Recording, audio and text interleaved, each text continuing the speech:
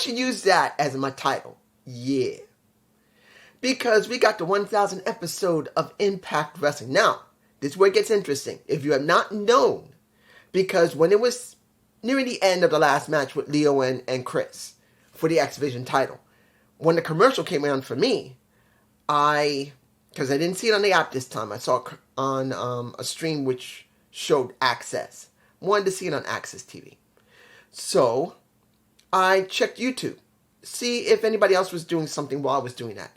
And I saw just Alex was doing a live stream, and I said, wait a minute, he doesn't usually do a live stream at this hour. He never does. I flipped on it briefly, and he's reacting. Well, at this point, he's probably finished. Maybe he might be finished at this point because it's like 10:20 by now. Because, as you already know, Impact did a 12-minute overrun on Access TV. Thank you, Impact Wrestling. You did an overrun. Like, good. I was shocked.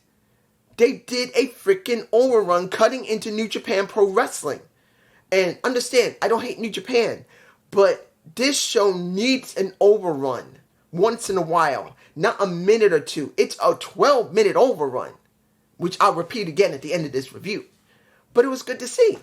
And Alex was reacting to it. So it's good to see that people cared. At least Alex did care, but he didn't really have that many people on the stream. It was, by that time, it was like 50 people. Only 50 or 60 came to his stream, unfortunately. People say they care about pro wrestling, but they're not caring that much about Impact. Well, there you go. There. Now you know the reason why Alex is never going to 100% devote any time to Impact, because as far as he's going to be concerned, I see maybe 61 people or 60 or what was it, 50 or 61 people that was on the stream. He's not going to do it because it's just no one there for him as far as he's concerned. It'll be a waste of time for him. Now, I did say, because when the show was over, that he's going to do next week. So you will see him again. Maybe he'll get more people, and maybe he'll say, well, 61 people only came this time. I'm not going to do this again out of next week. And now if he gets 160, 200, and 560, he said, damn, I got 560 people watching this. Maybe I should do something about Impact. Hopefully that's what he gets. But this is not his stream. This is not his video. This is my video. I want to say something to always care about other content creators, even if I'm never going to be bigger than them or they're smaller than me. I'm always going to say something. What do we get in this show? I'm going to say we got 4 matches, which was not a lot for what normally Impact gives. It usually gives 5, 6, sometimes, very rarely 7 matches, but usually they give us 6. We got 4, which was all right. The majority of this show was member berries. That's what we got here. For the majority of the show, we got member berries, we got nostalgia, we got setup for next week. That's what we got. We got setup for next week, we got setup for the next Impact Plus show, and we're getting set up for Bound for Glory. Very little, but it was there. And we got an announcement of the next Hall of Famer coming up at Bound for Glory. Now, let's go for the matches first. We got the Feast and Fire match. Now, I was told by someone Feast and Fire was coming back.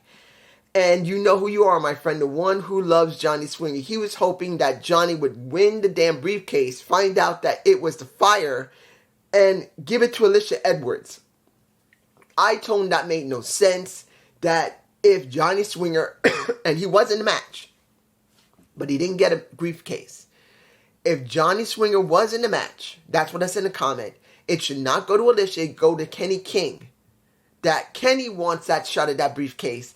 Kenny comes at him, and he says, okay, I'll go put my briefcase on the line.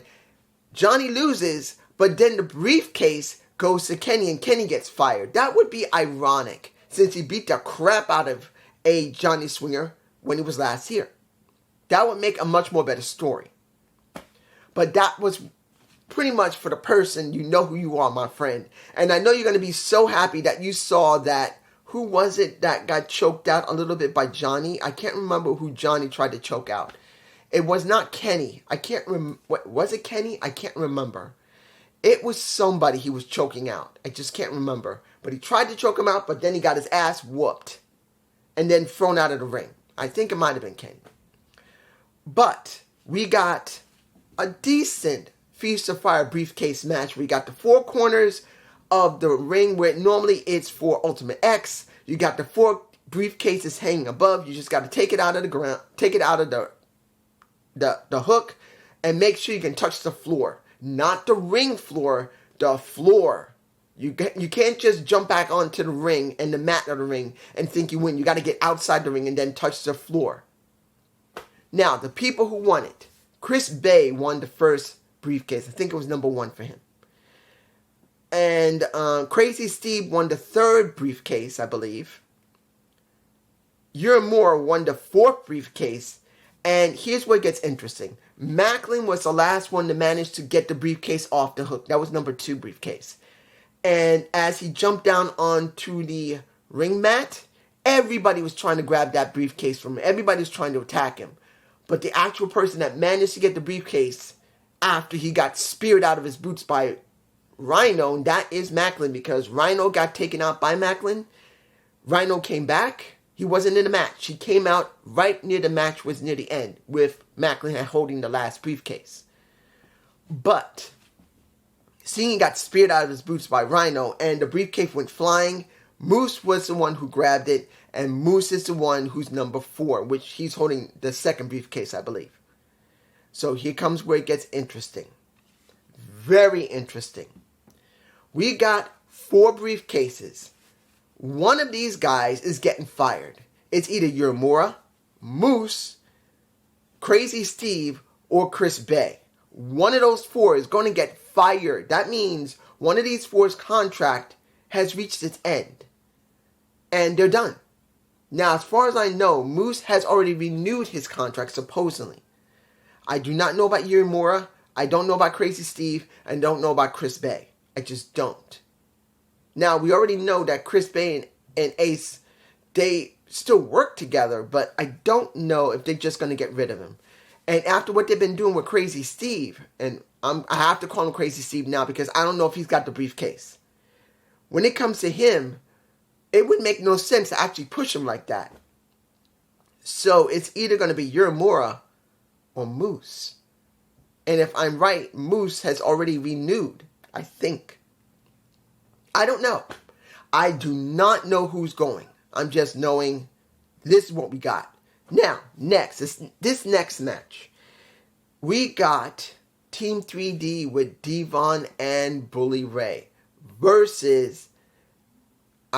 I was shocked.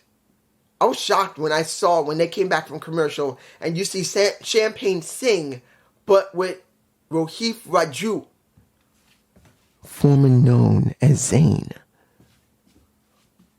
What? Where's that bitch been? WWE, briefly. He went to WWE briefly on NXT, then he was gone, and now he went to the Independents, and now he came back to Impact briefly. That was a strange seeing Rohit Raju finally come back. I'm not saying it was a bad thing, but I was surprised. Seeing him get the nut shot by Devon going, ah! I gotta say this about Devon. After hearing what happened to him, that he got fired, no, he was reprimanded because he wanted to do a show, and since he had recently had back surgery, Triple H did not want him to do it. And he got in big trouble for that because he wanted to go and do it. And they would not let him do it. And then he left the company. I believe he left the company and was fired. I can't remember which one. Knowing that he seems to be alright, that his back surgery was a success because he was able to go in the ring, was good. But I am going to be honest here. Look, I love Devon and I love Bully Ray when they were Team 3D. But you can tell Devon is not in great shape. He's okay. He's still able to go at least a little bit in the ring. You could see the way he was working the match. He was a bit stiff. Not saying he hasn't actually been doing something in Independence. I don't know. Maybe he has been doing something in Independence. Maybe he has been training at his own dojo to try and get himself back in shape to the 1000th episode of Impact. At least get himself at least good enough of a shape that he can go in the ring well enough. But you can tell he just is not himself. He is not showing the Devon spark. He was able to go well in the ring enough that one, he looked okay, and two, he didn't look like he hurt himself. But you can tell there's something when Devon is on, when he goes like this, and the way he looks while doing it, where he's not sweating like a pig, where he doesn't look like he's basically tanking a bit, you could tell that Devon has not been in the ring for a bit. You can tell that even though he was good enough to go in the ring, he was tanking. Now, I commend him for being in the ring. Not everyone goes back in the ring after they finally finish. And I'm not saying he was 100% trash. He should be here, and he's a little here. That's not bad, though. I've seen him here, but he was here. And it's obvious due to the fact he doesn't really go in the ring much anymore. He basically works in the back when he was in WWE. But it was okay. He won with his brother, who gave him a big-ass hug, and they put Raju through the damn table after they nut-shot him. What's that? Sorry. Had to do it. I had to do it, okay? Now, let me give you this. There was no Robert Roode or Bobby Roode. You're not going to have... The problem with the show, that it was obvious. There's no AJ Styles. There's no Samoa Joe. There's no Bobby Roode. There's no Eli Drake.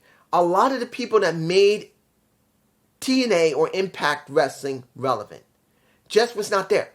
Yes, we did get Shark Boy, who's now the assistant. Right now, there's a possibility that we have a shark running around in Impact Wrestling who's now the Director of Authority's assistant. Now, I'm kind of hoping he sticks around. Seeing Shell, yeah, I'm going to be helping the Director of Authority. Can I get a badge? And pretty much Santino said, I know a guy. I can get you one. So it's good to see that. We saw Eric Young. We saw America's Most Wanted together. We saw, who else? I'm not going to say it was all bad because I did enjoy it. Now understand, I got to say this for myself as I'm going to continue here. When you see this show,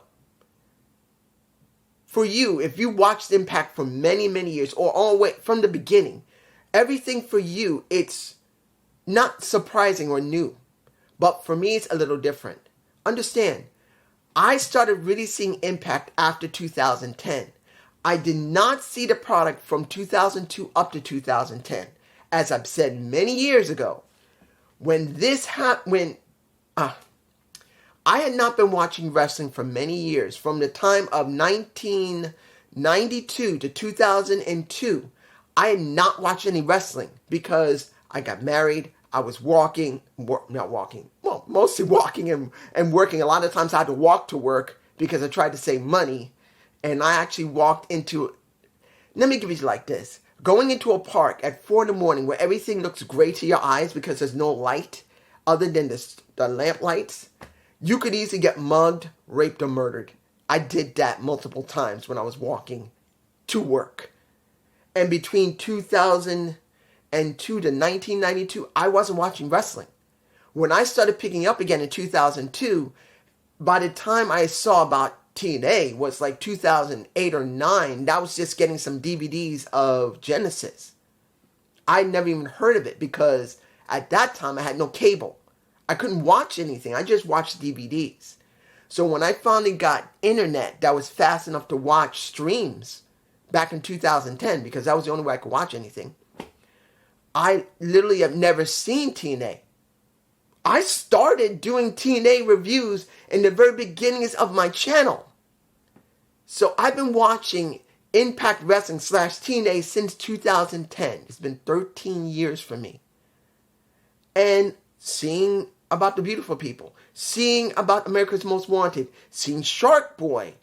The only person they didn't show that wasn't there, unfortunately, Don West has passed away. Mike Tenay, he was not there. I kind of wish he had been there. Maybe he will be a Bound for Glory. Maybe he'll come out of retirement and work for Bound for Glory. If he's not going to come for the 1,000th episode, unless it's next week.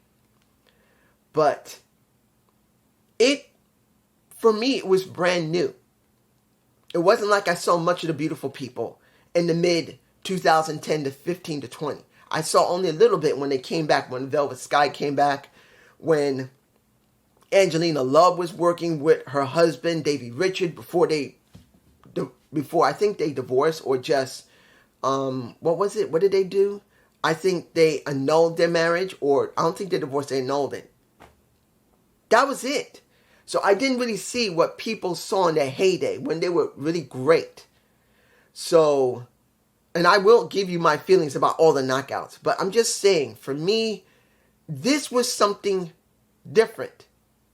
For you guys who've seen it for years, it was whatever you've seen. But for me, it was different. It was a little more than what it normally would be. It was really fun. Now, Eddie Edwards and Alicia Edwards versus Kaz and his wife Tracy. Let me give it to you like this.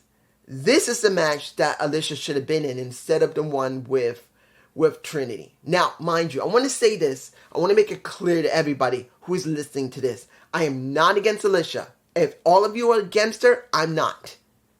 If you hate her, that's you. That's your prerogative. I'm not against Alicia. That was a great spot for her for the first time in 17 years she's been in the company? She's been there for 17 years. I don't know if she's ever had any real chances at a title. Maybe she had, but it never really was probably a good story. Maybe there was one, but she got a shot here. They said she never had a shot at the title. She's now getting one now. So I'm happy for her. She got something she never would have had. But I truly believe, due to the fact that this was so new for her, that she's an okay wrestler. She's not like a super great wrestler like Deonna Purrazzo, like Trinity, like Jordynne Grace. She's just not like that. This match was not up to par. It doesn't mean it was a bad match, but it was a somewhat disappointing match. Because Alicia just is not one of those type of wrestlers that is a ring general. Now, I've said it already. When it comes to Trin, she can lead a match. She's not really a ring general, but she knows how to work a match. She knows how to lead a match. And even invoke an emotion in a match. But she's not a ring general. That's not a knock against her. Not everyone can be a ring general. Not everyone can be masterful in not just winning over a crowd. They putting someone over and then making themselves even more substantial. Now, I'm not saying Trin can't really wrestle. I can't say that she is garbage. She's not.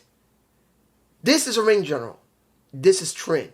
She's not far from it. And I want to make that clear. She's not far from being a ring general. But she's not there yet.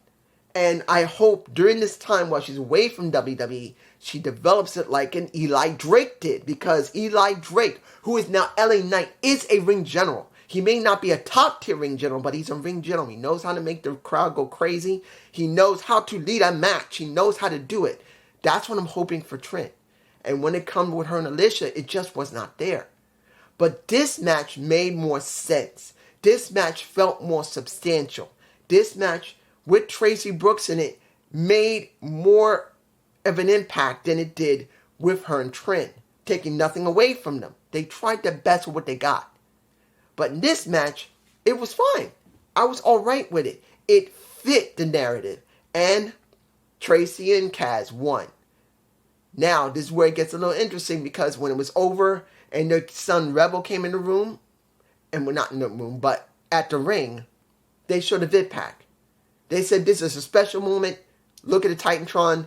And we now find out that Tracy Brooks is the next Hall of Famer. Which, unfortunately for me, I've never seen her. Like I said it earlier.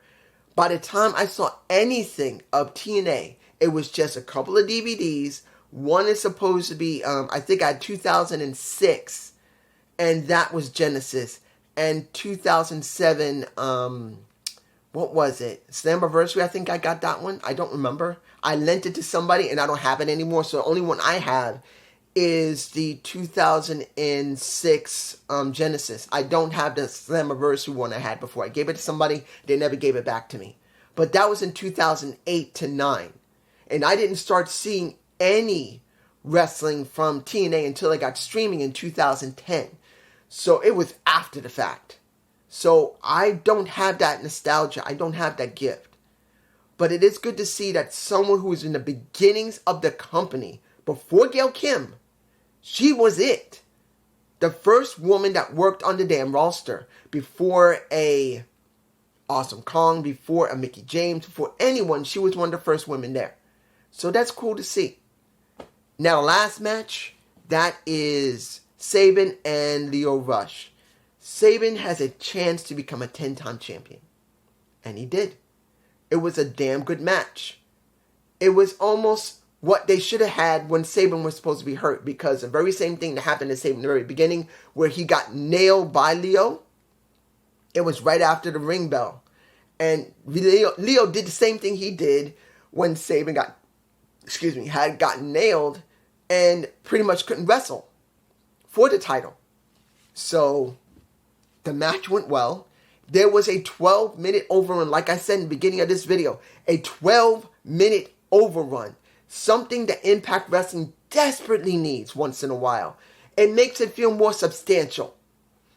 Even though New Japan Pro Wrestling had to suffer a bit, let's be honest. I don't want to see New Japan suffer. But here they had to. Because Impact needed it. Now, I don't know if it's going to make the ratings go up. But it's not the point. The point is that Impact really needed that. And Chris won. He became a 10-time champion. The locker room emptied out. They cheered him. They let him have the title put him on their shoulders. And there you go, and that's how they ended the show. That was cool. No problem with it. I'm alright with it. As long as Lio is still in the company, still working for them. I don't know if he is after dropping the title. He may be done. Because I don't know if he got a long-term contract or not. This could have only been a short-term thing. Lio dropped the title, and now he's one and done. You never know. But I'm hoping he's still there. I want to see him keep working. But that's just me.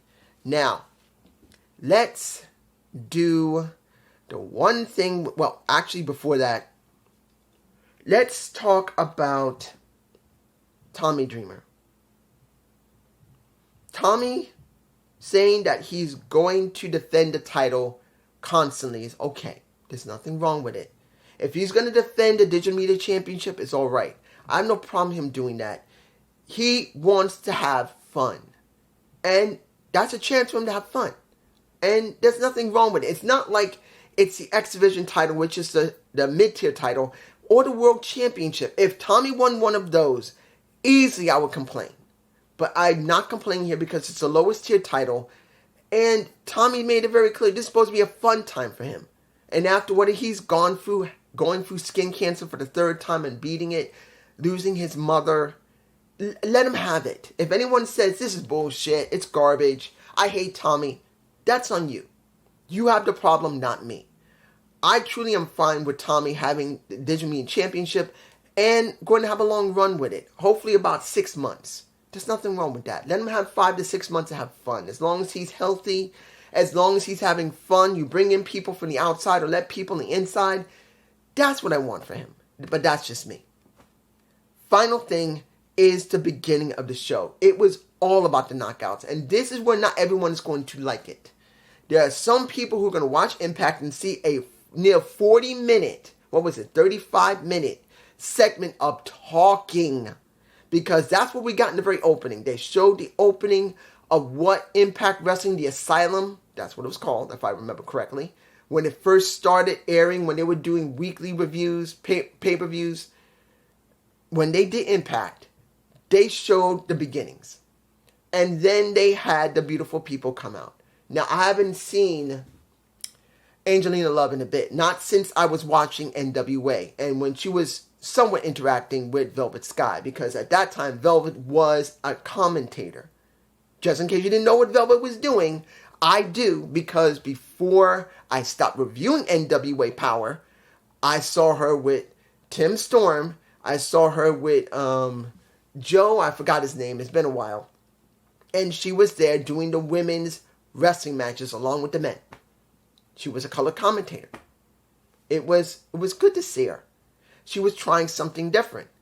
But here she is. She's no longer with NWA. We heard about it. And now she's there. Now, does that mean she's come back to Impact Wrestling to permanently be maybe in the back working or working matches? I don't know. You don't have to tell me below. I don't really need to know.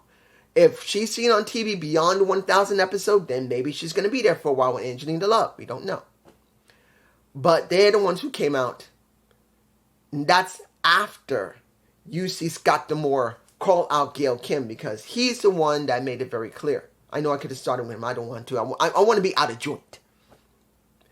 But seeing that they showed Scott, who was literally one of the first faces you saw in TNA, seeing that he called Gail Kim the first champion of the knockouts, compared to Tracy Brooks, which was the first knockout ever to exist, who didn't have a title to fight for. It was alright.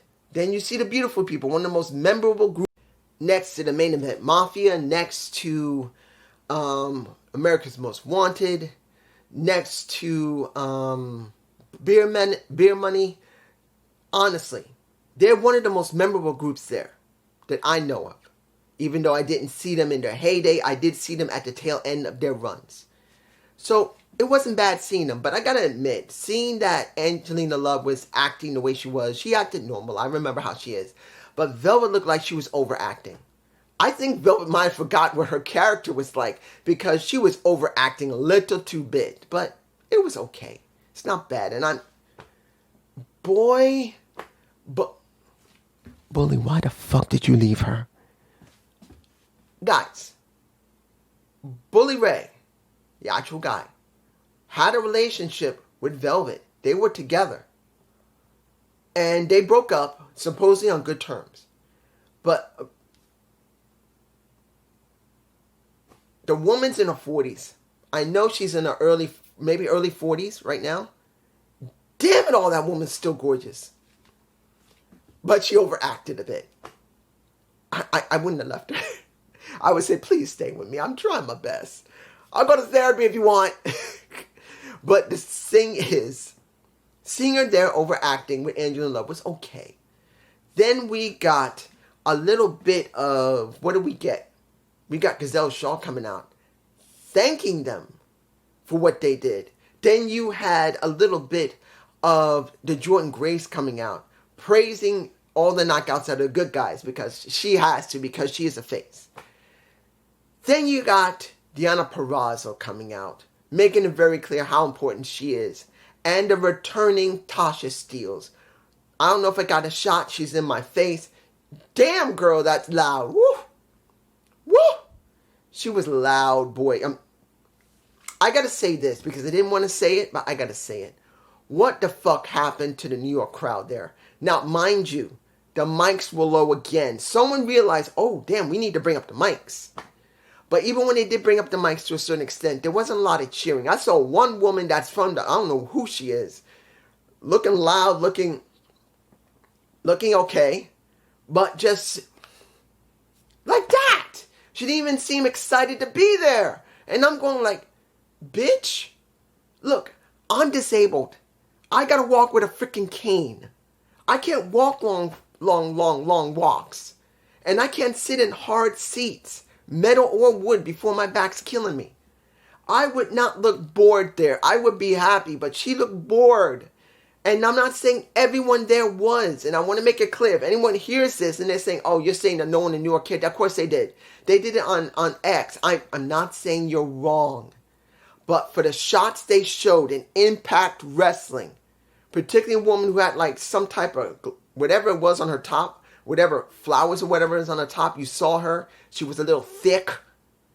They were pointing the camera at a person, and some people that look bored.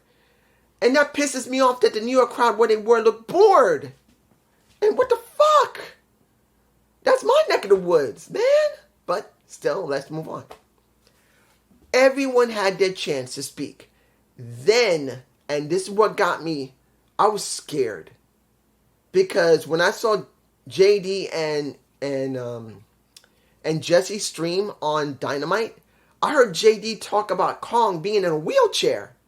And I'm going, wait, what? I started looking to see if Kong was injured. And doesn't seem to be. But when we see her here, at least on night one, she's fine. She walked out. She actually looked like she slimmed down a little bit. She looked skinnier. And she's with her original handler, which I don't know who she is. Like I said, I was not there to see the earlier form of TNA. I did not see it. I didn't have no cable. And I didn't know about it until 2008 to 9 when I got the DVD sets I got.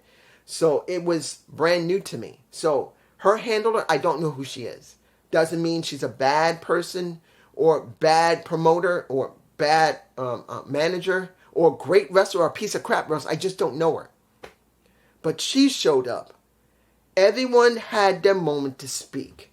And then finally, I knew next to Trent coming out, they had to show a Mickie James. Because once you hear Tasha Steelz say, I am the best because I beat the best. And she was talking about Mickie James. Mickie shows up. She's finally back after 6 months. Where supposedly she had, a cracked rib? Or I think they were saying she had a bruised rib or a cracked rib. I think a cracked rib. So that counts on how you are, weeks or months to recover from. So she's finally back. At least for 1,000 episode. So we now know this is going to happen next week, along with several other matches. But let's put this in perspective. If I'm forgetting anything, you guys tell me below. I know I'm not filling in the details of what each woman spoke about. And I want to make this clear. It's easy to fill in all the blanks, particularly of what Trin said, what Gail Kim said to Tasha Steelz, especially what Jordan Grace said. I know a lot of stuff they all spoke about. But I want you to watch it for yourself. I don't want you to think of this as a highlight. No. I'm going to make you work for what you want to know. You're going to have to watch an Impact highlight if you haven't seen it yet. But I'm telling you this, seeing all the knockouts from the past and current roster coming in, and those returning who are out because of injury, or they were just gone away because they had some type of problem like Tasha Steelz had, it was fine to see them all. But it was a 35 or 34 minute segment, I believe, before commercial shot it. So I think they had at least 1 or 2 commercials before the segment was finally over around 34 minutes. So not everyone's going to be fond of that. It's longer than WWE, but this is the 1,000th episode, guys. They had to do it. Whether you like it or not, this was very special. Look, let's make this clear. In 2001, WCW was finished. It was taken out by WWE. ECW was finished in 2000.